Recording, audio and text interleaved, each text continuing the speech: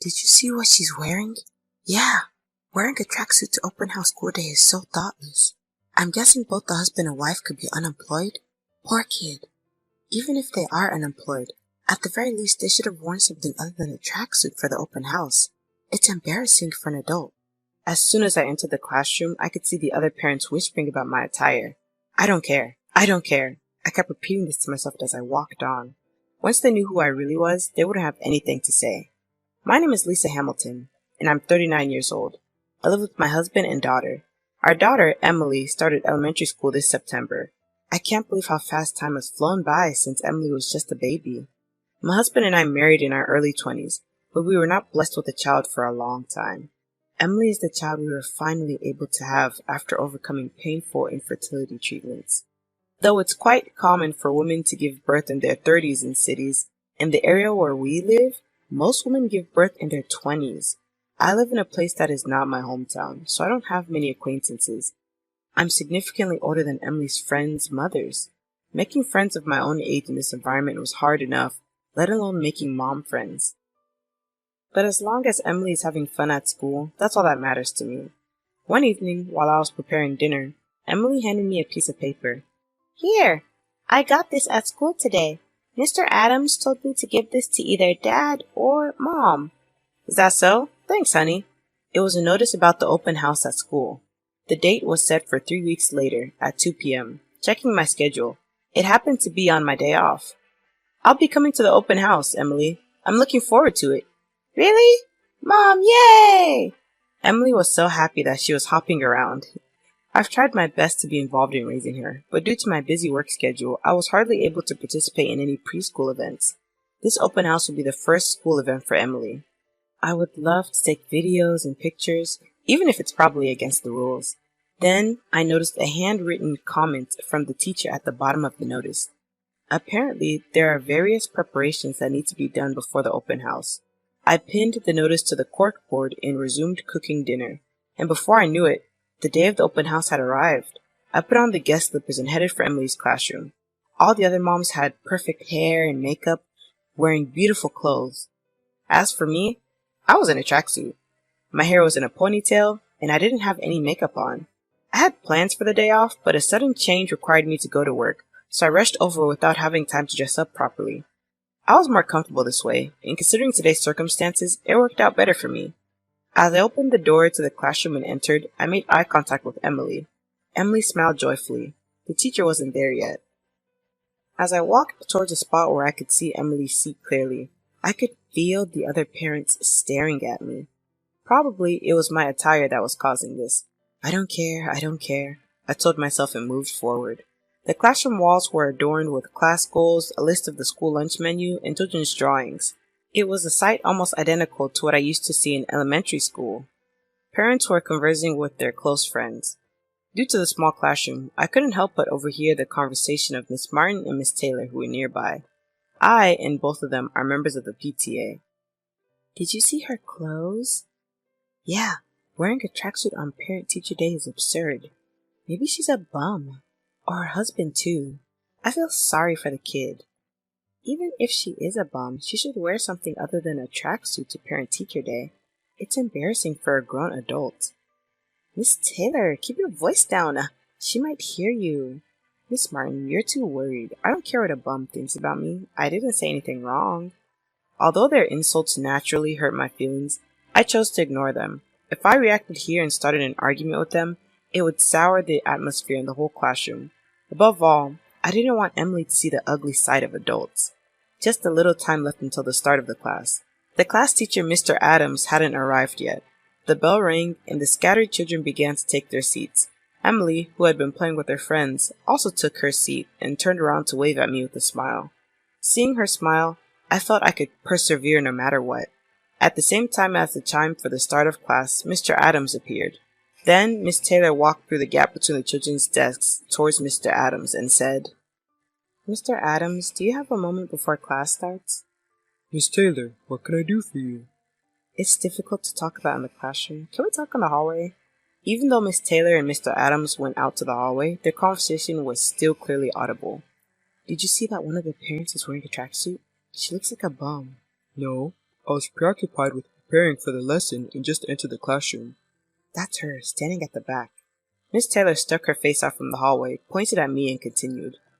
I understand there's no dress code for Parent-Teacher Day, but any person with common sense wouldn't choose to wear a tracksuit. It seems she has a considerable distaste for me. Mr. Adams, looking in the direction pointed out by Miss Taylor, seemed to have noticed me. Mr. Adams, are you listening to me? At any rate, as a PTA member and personally, I cannot accept a parent coming to Parent-Teacher Day in a tracksuit. Can you tell her to go home? Mr. Adams froze for a moment after looking at me, then turned pale and said, Miss Taylor, she's not a bum. She's a businesswoman with annual sales of $10 million. The words 10 million caused the children to react instantly, and the classroom began to stir. In contrast to the children, the parents remained indifferent. In fact, many of them were smirking. Mr. Adams, the teacher, glanced at me awkwardly. Mr. Adams, isn't there a mistake? The person in the sweatshirt hardly seems like a CEO making $10 million in annual sales. Miss Taylor, please believe me. She's truly a respectable businesswoman. Miss Taylor wouldn't listen and kept firing back her opinions at Mr. Adams. Miss Martin, who had been watching the scene with an anxious look, left for the corridor, probably to back up Miss Taylor. The kids, seeing that the lesson wouldn't start, got up from their seats and began to play. The parents were telling off the kids in place of the teacher. It was a shame that on the precious open class day, time was wasted on such trivial matters. I gathered my courage and called out to the teacher in a loud voice, Mr. Adams? He popped out his surprised face from the corridor and looked at me.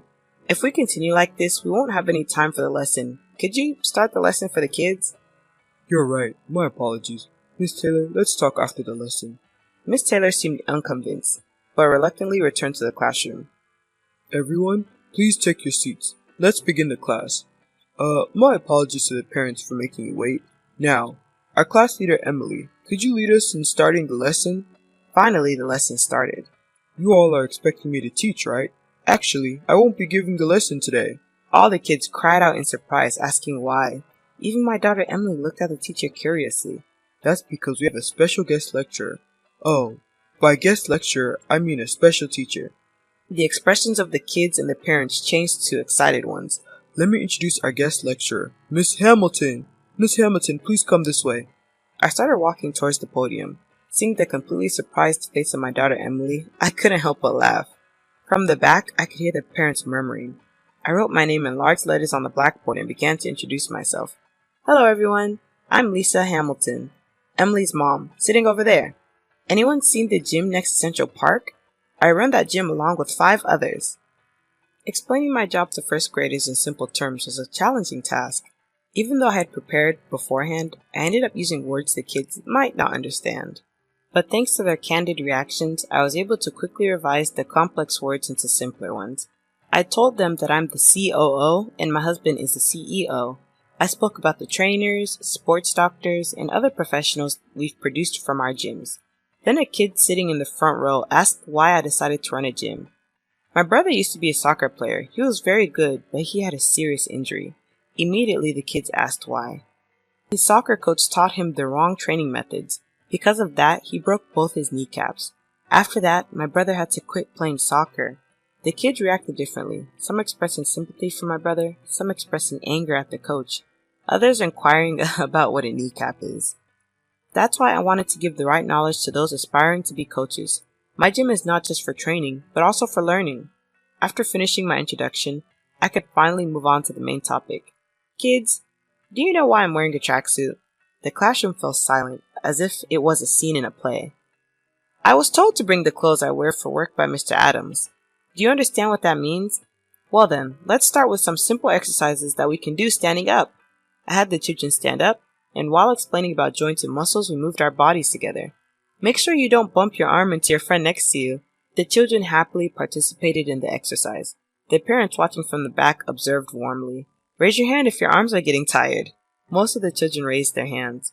Congratulations to those who just raised their hands. Being tired is evidence that you've been training correctly. I sat the children down and talked about the importance of understanding our bodies and the benefits of physical activity. Everyone listened attentively to what I had to say. Some even took notes in their notebooks. Perhaps that child might become a trainer in the future. I was relieved to finish the class just in time. Thank you, Miss Hamilton. Everyone, let's say thanks. Ready, go.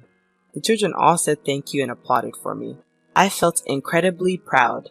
Although I had experience as a lecturer at workshops, this was my first time teaching a class to children in school, and I was nervous, but it seems to have been a success. After the class, a few children ran up to me. Their eyes were shining as they said, "Emily's mom, you're amazing! So cool!" Hearing the sincere feelings from the children made me happy. Emily also seemed to be in a good mood, receiving admiring glances from her classmates. In the past, juggling work and parenting was harder than I had imagined, and I thought about quitting my job several times. Most mothers around me were part-time workers or housewives, but I wanted to show Emily that her mom was working hard, and I worked with that mindset.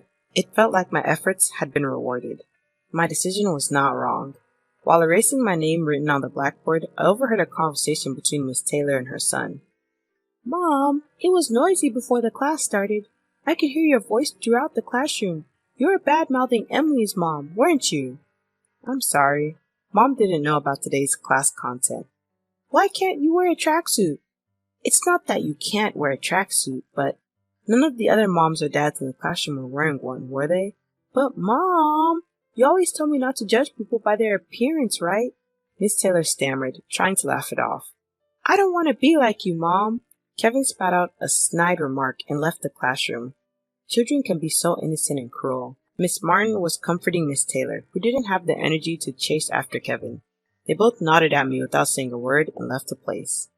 Miss Hamilton, thank you so much for today. It was a wonderful class. Inviting you as a special lecturer was the right choice. No, I'm the one who should be thanking you for this valuable experience. I apologize if I caused any discomfort by not informing the parents about the class content in advance. Don't worry about it. You've worked hard too, Mr. Adams. It's tough dealing with all kinds of parents. Well, dealing with parents is part of a teacher's job. I had a little chat with Emily and then left the classroom. Near the school gate, a woman approached me. I didn't remember her at all initially, but she turned out to be the mother of a girl in Emily's class, and it seems she had been watching my lecture earlier. She was a bit excited and praised my teaching style. Coincidentally, our homes are close by, so we ended up walking home together. During our conversation, I found a surprising number of things in common with her. Believe it or not, our hobbies, favorite foods, even our hometowns were the same. We quickly hit it off and exchanged contact information before parting ways for the day. When I got home and told Emily about this, it turned out that the kids had been friends even before their moms got to know each other. Since then, our families have become close. We're planning to have a barbecue at her place next week. Apparently, she's inviting other mom friends and their families too. I might be able to make some new mom friends as well. Unable to contain my excitement, I started searching for local craft beers to bring to the barbecue on my computer when Emily tapped me on the shoulder. "What's up?" Emily just smiled without answering. "What? Why are you smiling?" Bashfully, Emily gave me the most precious words. "Mom, you're the best mom ever." "What? Out of the blue like that? But thank you. That makes me so happy." "I love you, Mom." With her little arms, Emily gave me a tight hug. "I love you too, Emily." Holding back tears, I patted Emily's head. Thanks to Emily, I felt recharged. That night, as I thought about the upcoming barbecue next week, I fell asleep savoring the happiness of the day.